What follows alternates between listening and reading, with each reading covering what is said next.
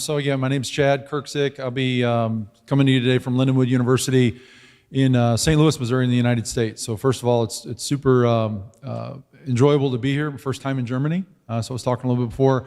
But thank you very much to the Alzchem Group for having me.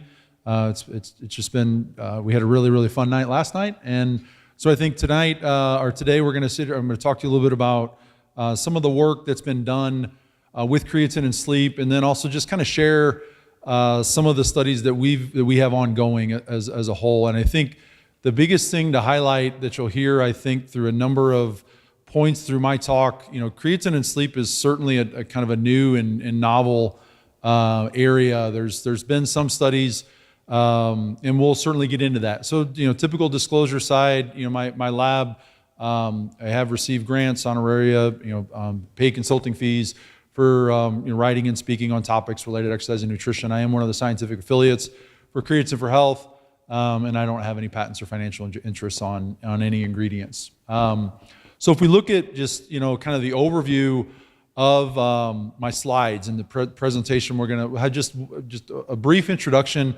about sleep. I mean, sleep's one of those topics we could have an entire conference over sleep, with all of the elements that are taking place.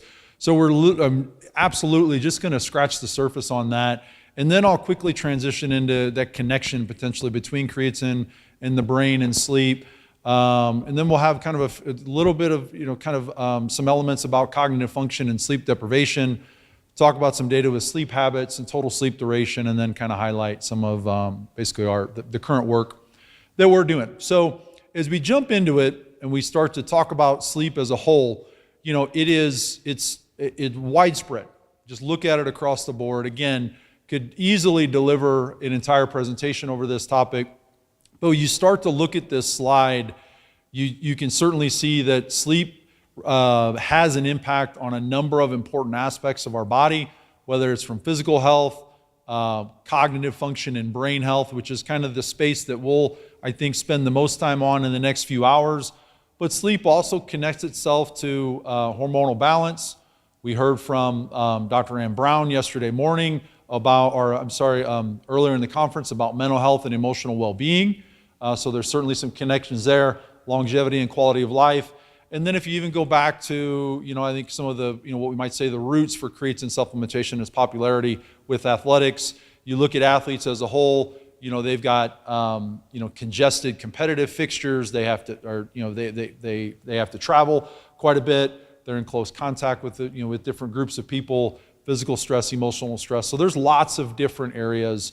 Just a very brief statistic from the CDC, about a third, a little bit more than a third of adults are reported to get 7 hours of sleep or less a night. So if you take that and then we transition a little bit deeper into kind of the connection between creatine and the brain and sleep as a whole, so many people just very simply attribute sleep to the body's attempt or ability to kind of restore brain energy. All right, so that we're expended while we're awake. And then if we look a little bit deeper, periods of sleep deprivation does increase the energy utilization that we see within the brain. So we've got that consistency there. And then when we start to look at studies where we see the energy levels within the brain becoming depleted, all right, that does induce non-rapid eye movement sleep as well. So there's even deeper connections there. And then if you also consider that multiple papers have demonstrated changes in different creatine metabolites across different sleep disorders, as well as different sleep disturbances as well. So, and then finally, a study done in 1970 really kind of, very early, just basically kind of set the stage right for this, where they reported that brains of sleeping rats had higher levels of phosphocreatine than those that were sleep deprived. So there's lots of different pieces, right, that are kind of start moving around, and can we continue to piece them together? So that's kind of what we're trying to do, I think, with this presentation. So as we take another step deeper and we start to pull creatine into this conversation a little bit more, I think as a whole, what I absolutely have to highlight, there's very limited research. I'm going to I think, do a pretty good job of summarizing what data is present, what data is available, and hopefully try to put it in appropriate context. But there's just very little data overall on the connection of creatine to sleep. So keep that in mind as we move through. Now, the first thing we have to highlight is just, from a creatine's role, within this group and hopefully across the audience, it's fairly unquestioned that creatine has a significant role in the bioenergetics of the cell, of multiple different types of cell. We know that, so that is kind of an important consideration. We've heard this, you'll read this across multiple papers, about 5% of the total amount of creatine in the body is found in the brain. We kind of do that ratio of basically, the overall size of the brain to the total body relative to that amount, and that's certainly leveraged a little bit more towards the brain. So you piece all that together, and we've got this scenario where brain function is fairly somewhat connected to creatine through sleep, cognitive function, which you'll hear me talk about a little bit. I'm going to stay away from it as much as I can because I know Dr. Rawson's going to get into that data a little bit more. Mental well-being. So I think, so that really kind of leaves us, hopefully, right, is basically to what extent can creatine impart some changes on sleep? What kind of influence can it have? And so forth. So that's really the next stage or phase of the presentation as a whole. So what impact can it have? And I'll spend probably the most time talking about this paper because it helps us potentially kind of detail a mechanism in which creatine may be, related to sleep. So this data came to us from Dworak in 2017, where they had 19 rats, where they basically, kind of kept in standard laboratory conditions, 12-hour light and dark cycles, and they ended up implanting EEG electrodes as well as microdialysis electrodes in the forebrain. They allowed these animals to recover, and then at baseline, they sent them through a 24-hour recovery period, and then they sent them through, they basically observed them through 6 hours of sleep deprivation. You read the paper, basically they do this by just basically bothering the animals. They're banging on their cage, they're throwing things in their cage. So, so you just imagine you're laying in bed, you're trying to get some sleep, and somebody turns the light on every 3 minutes. They're touching you, you're like, just leave me alone. So this happens for 6 hours, and then they let them alone. They let them go to sleep. And they take all those measures across these time periods at baseline. Then they supplemented the animals for 4 weeks. They basically supplemented their diet with 2% creatine. And then they did all the measurements again after 4 weeks. So that's the study design as a whole. The diagram on the right highlights the changes in phosphocreatine.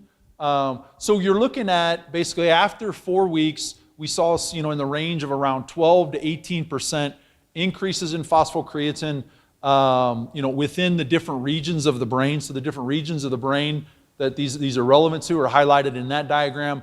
So to some respect, the diet that they provided did increase kind of the brain's pool of phosphocreatine.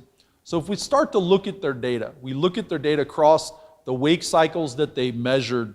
The shaded part in green is the sleep deprivation period. So again, that's the period where the animals are being bothered. And if you look at it, the animals during that period, they're awake. It makes sense. They were bothered. They were basically being deprived of sleep, so they were awake during those times. And then when you let them alone to get some recovery sleep, you can see that the animals that were not supplemented with creatine basically decreased their wake cycles. And you can see from creatine where basically the authors kind of attributed the creatine supplementation to basically decreasing the need for sleep, basically decreasing sleep need and sleep pressure. Then if we move over to the next set of slides, look at it basically non-rapid eye movement sleep. Again, we've got the red line here in creatine. The black line is during the placebo condition. So again, NREM, you just be looked at basically as just periods of sleep. And again, during that 6 hour period, they're very, very low. All right, you let them in their recovery sleep period, and you can see that again, the non-supplemented animals or the non-creatine diet animals had basically significantly greater amounts of sleep. So basically the authors overall kind of concluded, as we get into this paper a little bit more, that creatine actually helped to reduce the need for sleep, or it basically reduced kind of homeostatic sleep pressure. Now, how did they kind of come to that conclusion? Well, there's a couple of other elements to help build this kind of mechanistic stage, if you will. The graph on the left highlights, so we've got 4 different sets of bars, and each of those sets of bars align with the different regions of the brain that were scanned. And the black bar all the way on the left within each region is basically the amount of ATP at baseline, then the amount of ATP after 2 weeks, and then again after 4 weeks. And you can see that across the different regions of the brain, we saw basically continual increases, or decreases, excuse me, in the amount of ATP concentration. And then on the right, AD stands for adenosine, all right? And these authors are basically connecting that the extracellular levels of adenosine have been validated or shown to be like an endogenous inducer of sleep. So when extracellular adenosine levels rise, that increases basically the amount of sleep, it increases the pressure for sleep, it increases the need for sleep, and so forth. So other data beyond these authors have shown that if you measure adenosine levels across basically long cycles of being awake, that the longer that people are awake, the greater their levels of adenosine are present. So that data supports this as well. And then as you can see in this data here, during that sleep deprivation period, we see pretty sharp, pretty robust increases in extracellular adenosine. So it goes up even more under this model when those animals were sleep deprived. Again, you compare the black line to the red line, creatine being red, black being placebo, and you can see that creatine group had this reduced need for sleep, this reduced pressure, sleep pressure as a whole.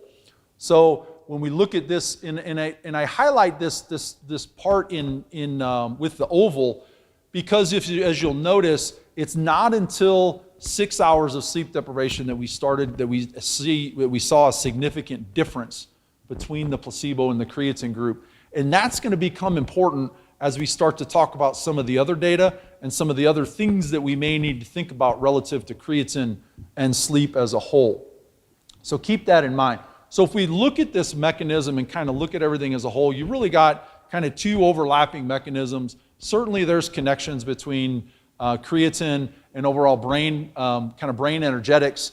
And then if you summarize that data before by Dworak, you can see that when we see increases in sleep deprivation, we see an increase in the extracellular concentration of adenosine. At adenosine, that's a driver of sleep. It increases sleep pressure. It increases sleep need. So under states where we have high adenosine concentrations, we see an increase in sleep drive. We see an increase in the amount of non-rapid eye movement sleep that's present. So all of that was demonstrated within their data. Under normal states, all right, the authors kind of suggested, right, that cellular levels of ATP are relatively constant. But when we run into these situations where we have increased neuronal demand, extended periods of sleep duration, long travel, long bouts of intense exercise, kind of pathological indications that may impact sleep, the overall, the cell's ability to regulate the concentrations of ATP as well as adenosine get compromised and get challenged. So the authors speculated from this that when we supplement with creatine, all right, so CS, creatine supplementation, it increases that phosphocreatine pool, all right, which basically kind of through the bidirectional kind of workings through the creatine kinase reaction leads to these basically cellular decreases in ATP concentrations, all right, which leads to a reduction in the adenosine concentration outside the cell, all right. So we see that reduction in adenosine, we see that reduction in sleep drive or the reduced need for sleep. So this data really probably serves as one of the better mechanisms that we can function or that we can operate from. So we jump away from some animal data and start getting into some human data, all right? And we've got a couple of papers from McMorris, and I'm just going to talk about the one in 2006. There was another one in 2007. The late Roger Harris was an author on this paper, and these authors, so their purpose, they wanted to examine basically the relationship, the impact of creatine supplementation with sleep deprivation alongside very mild exercise on cognitive performance and mood. So I'll be clear, they're not measuring any sleep outcomes here, but they've layered creatine supplementation with sleep deprivation. So they had 20 college-age adults. They had two groups. They supplemented for a week. Basically, one group loaded with creatine. The other group had a placebo. All right? And they measured things like reaction time, fatigue, mood, and cognitive tests after 6 hours of sleep deprivation, 12 hours of sleep deprivation, and again, after 24 hours of sleep deprivation. So if we start to look at their data, all right, in the upper left, this set of data over here, all right, these are the changes in choice reaction time. So if you look at, we've got basically three blocks of data, 6 hours, 12 hours, and 24 hours. And the things that I want to highlight is that we look at basically changes in choice reaction time, not after 6, not after 12, but after 24 hours of sleep deprivation is where we start to see basically a significant improvement or lack of decay, if you will, within choice reaction time. All right, so definitely some support for creatine there. Look at the lower left. This was their markers of cognitive performance. And again, we see the same pattern in the sense that after 24 hours of sleep deprivation, creatine significantly supported cognitive performance under basically those demands of sleep deprivation. And then finally on the right, these are perceptions of fatigue, and we see the same thing. All right, not after 6, not after 12, but after 24 hours of sleep deprivation. So again, you have to think about that graph, that diagram from the previous data that we talked about, and if we were able to plot adenosine levels, if that model is holding true, right, they should be progressively increasing and increasing as we get to more and more sleep deprivation. So there's a couple of key points to highlight, I think, from this data as a whole. Number one, creatine did work to offset negative changes in choice reaction time, cognitive performance, as well as fatigue that was observed in placebo.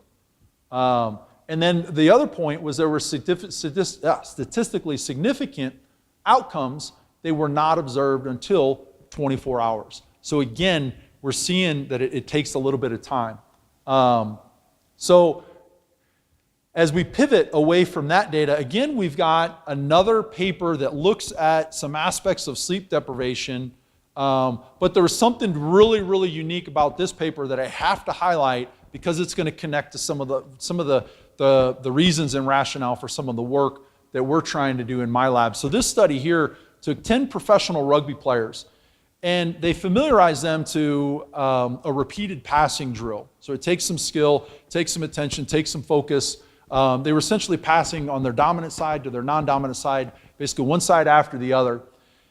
So they had multiple conditions, but they had a placebo condition, they had a lower dose of creatine, they had a higher dose of creatine. The lower dose of creatine, absolute dose, came out to around 4.5 grams. The higher dose came out to around about 9 grams or so. But they administered this passing drill under both supplementation conditions after 7 to 9 hours of sleep, so normal sleep, and I think it was like 3 days in a row, or after 3 days in a row of 3 to 5 hours of sleep, right? I really like this study from the sense that, 24 hours of sleep deprivation that's not very, yes, it can happen, but I think that's a little bit more of an extreme model. Whereas if you look at within like an athletic context, somebody studying for exams, shift work, different periods or whatnot, where they just get disrupted sleep, and they get 4 hours of sleep one night, and they get 5 hours of sleep the next night, and then they get 4 hours of sleep the night after that. So that's really kind of what we're looking at here. The supplementation was administered 90 minutes before each of the passing drills, and that's kind of an important fact. But the thing that we have to highlight here is the fact that they dosed acutely, single dose acutely with creatine, and they're measuring outcomes. So if we look at the differences overall, so as I said, they did have some caffeine in this caffeine interventions as well. Not talking about the caffeine data. We can talk about it afterwards, but not during this presentation. But you see we've got basically placebo. The 50 milligrams per kilo is that's the lower dose, about 4.5 grams, 100 milligrams per kilo is about 8.5 or 9. So we look at this across the board. Number one, sleep deprivation decreased these athletes' ability to perform the skill test. All right, so sleep deprivation diminished their ability to perform that test. But the key thing here, kind of being pretty much like a lifelong creatine researcher, I mean, acute creatine dose increased the performance of the skill execution. When you read that data, you come at it from the muscle side, it just doesn't make sense. Like, how is that possible? It takes us at least 2, 3, 4 days of loading to kind of see an uptick in intramuscular levels of phosphocreatine. How is this happening after 90 minutes? So that's pretty cool. That's pretty neat. That's also one of those things that you have to embrace the idea that this whole notion of creatine with the brain, it's just a bit different. Dr. Kandau pointed that out yesterday. Supplementation, efficacy is a little bit off the board at this. We're not really quite sure where to go with it. The other thing is there was a trend. So we saw a significant increase from placebo to the low dose of creatine, but then there was even a little bit bigger uptick in that higher dose as well. It wasn't statistically significantly different from the low dose to the higher dose, but it was a statistical trend. So maybe even a larger dose makes a difference. And you'll see that we kind of took that and ran with it with some of the study things that we're looking at here. All right, and I'm having trouble moving the slides. Can you advance the slides for me? Darren, do I bang this on the floor? Yeah, see, it did work. Okay, so the next set of data that we'll look at is some data by Serge's group, all right? And he talked a little bit about this data yesterday, but I was happy that he didn't talk about the sleep aspect of things. They published this paper very, very recently, I believe in 2024, about 6,000 people in this study, kind of reviewing NHANES data, and they broke the groups up into those that were getting optimal creatine and suboptimal creatine. They defined that as 1 gram of creatine per day from the diet, from the food. So about 67% of the people in their cohort were found to be consuming suboptimal amounts of creatine, or less than 1 gram per day from food. The average daily creatine intake in their cohort was about 0.88 grams per day. And then they essentially looked at the association between with the creatine content in the diet and overall sleep habits. And what they found was that those individuals that were consuming less sleep in their diet actually had kind of greater instances of sleep trouble. All right? So basically those folks that were suboptimally consuming creatine, we had basically almost about 24% reported some type of a sleep disturbance, whereas with those that were getting optimal amounts of creatine, it was only about 19%. And that was a statistically significant difference. The impact on overall sleep wasn't different. You look at total sleep, overall sleep, it wasn't different. But there was a 30% greater risk in those people that were getting suboptimal creatine with those that reported having some type of a sleep disturbance. So there's this suggestion here that maybe lower amounts of creatine in the diet is leading to just kind of maybe a potentially greater disturbance of sleep as a whole. Ironically, a little bit fun, the data also showed that those that consumed higher amounts of creatine actually had higher rates of snoring as well too. So take that for what it's worth. If you got a snorer and they're taking creatine, I don't know if you should pull the creatine away from them or not. Maybe don't give them any creatine before sleep. Who knows, right? So, but as a whole, some really, really interesting data.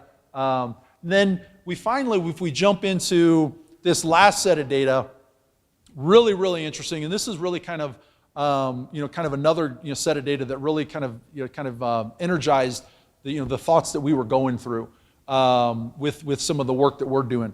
So this data was published by Cruz in 2024.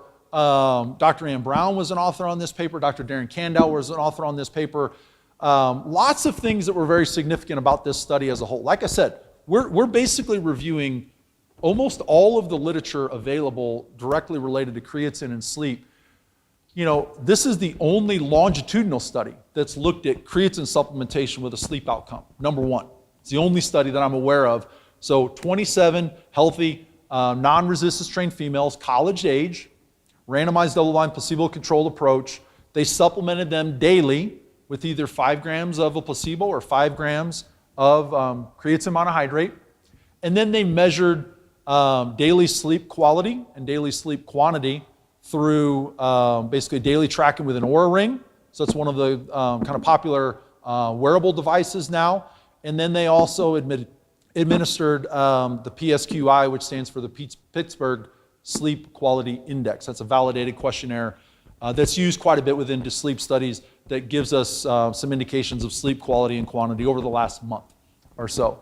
And then they also guided those people through a resistance training program that was 2 times per week for the entire 6-week period. So if we look at their data, we look at the questionnaire data, all right? So the Pittsburgh Sleep Quality Index data, there was no difference from pre to post. They didn't see the needle move within that questionnaire. That's been a little bit commonly reported. Serge last night kind of said to me at dinner, he's like, I don't know what to think about the questionnaire. And I'm like, I don't know what to think about it either. But the other thing is that this group of people, the majority of them did report relatively poor sleep quality. So that's good, right? Because we're certainly kind of putting them in a position where they have some room to improve, where potentially creatine may be able to help. Go ahead and advance. Thank you.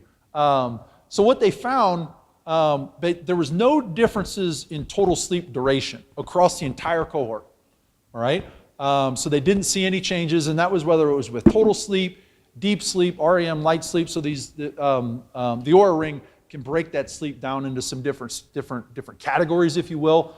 But what they did find was that there's a significant interaction between the days that they worked out and those that were supplementing with creatine. So on the days that they worked out, those individuals reported significantly greater amounts of total sleep. So that definitely kind of aligns a little bit, right, on the days that they're getting kind of more energy utilization, energy expenditure from exercise, stressing the body as a whole, right, that they're reporting greater amounts of sleep. That does align with some of the previous things that we've kind of highlighted before. Now, where do we go from here?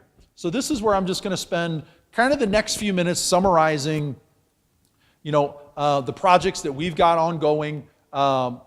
We're still blinded on all of our trials, so I don't really have any new data to report, but I was going to share the study designs and kind of talk with everybody so you can kind of see with what we've got kind of moving forward. So if we summarize with where we're at, we kind of follow our logic chain as a whole. We know that sleep impacts brain energetics, creates and metabolites. We know that those things are present. We know that sleep relates to both physiological stress as well as psychological stress as well as the recovery from those. We also know that if you increase creatine availability, the brain levels of creatine can increase. But again, we've got to think back to what Dr. Kandow reported. All right, it takes a long time. We're not really quite sure. All right, there was a really nice review by Dolan, all right, that summarized some of the different basically outcomes related to supplementation and brain creatine levels. Some of the studies showed improvements, some of them didn't, some of them showed negligible responses. So the overall variability in the supplementation, so we think that it's increasing it, but we're just really not quite sure how. Go ahead. So if we look at these next kind of slides of bullets, just go ahead and hit all of them for me. So we've got, again, to review, all right, that initial data from Dworak in 97, they showed that creatine availability did increase sleep need and did reduce basically homeostatic sleep pressure. So that kind of provided some nice mechanistic background. We've got that acute data from Cook with basically the skill execution that showed that in a dose-response manner, acute delivery of creatine in the face of sleep deprivation may help to support skill execution. All right, and then next bullets, please.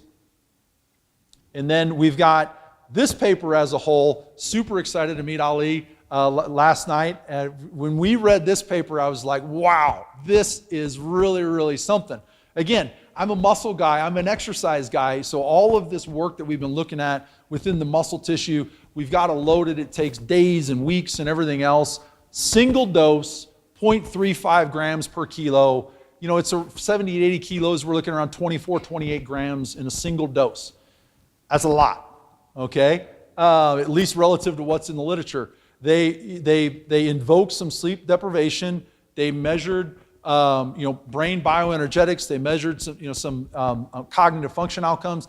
I'm not going to talk about that data really anymore because I wanted to kind of save that for Dr. Rawson, but a really, really, really fascinating study as a whole. And that definitely, as you'll see, we definitely took that data into account with some of the things that we're trying to do. And then finally, we've got this longitudinal study from Cruz in females that showed that total sleep may be supported on resistance training days. So if we look at the first study design that we've got outlined, so this study's ongoing. I think we've got about 18 people finished. We've got a kind of handful of other people randomized. So the big question we're really trying to accomplish from this, how can we extend the findings of Cruz? How can we improve it? We had a student that was super interested in this. So like, all right, well, let's dive into it. So what we ended up doing, we wanted to try to get something that we could get accomplished relatively within kind of an academic semester. So we've got an 8-week study design. The Cruz data stopped after 6 weeks, and they just did straight dosing. So we added a loading phase on top of it to help just make sure that we've got a little bit more of creatine kind of floating around through the body, and then supplement them for 2 weeks longer. We'll end up recruiting somewhere around 50 to 60 healthy men and women, 18 to 50 years of age. And then the outcomes that we're going to measure, we are going to do some cognitive function changes, but on the sleep side, we're administering the Pittsburgh Sleep Quality Index. We're going to do some visual analog scales for restfulness and sleep quality, and then they'll also wear a sleep wearable. If they've got their own, we'll let them wear their own. We're just really going to be looking at total sleep duration. If they don't have a wearable, we're going to give one to them.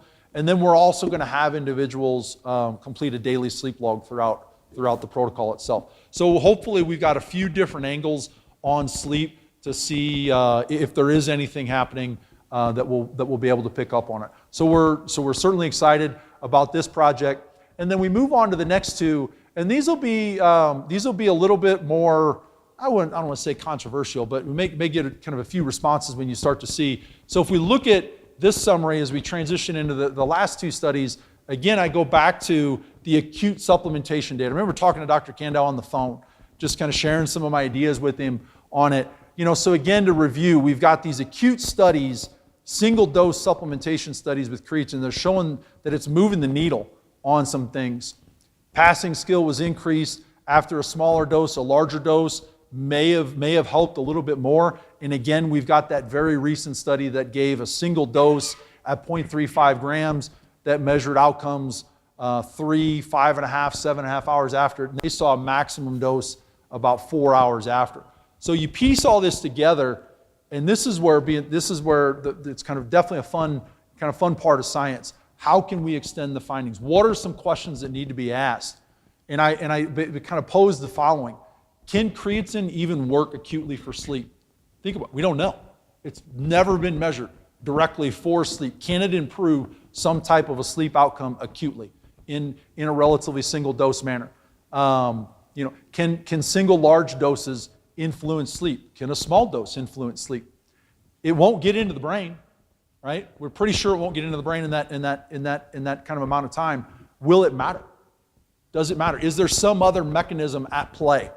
All right, if we're going to give a relatively high dose, that's going to trigger some of these outcomes or some of these changes. Do larger doses push more in? And then finally, does the body need to be stressed, all right, for creatine to impact sleep? There's definitely some suggestions that it is. All of the data that's available did come against some type of sleep deprivation. And I think that will certainly be kind of our biggest limitation. But we did that knowingly moving forward. So go ahead and jump to the next slide. So what we've got started as well, I think we have 12 people finished in this trial. So basically a 3-day study with parallel groups, but we're giving 30 grams a day for 3 consecutive days. All right. So we went away from the relative dosing just to be able to kind of deliver an absolute dose, but we wanted to make sure that we delivered everything that the Ali study did, and it was just a little bit easier to go to 30 than to stop at 25.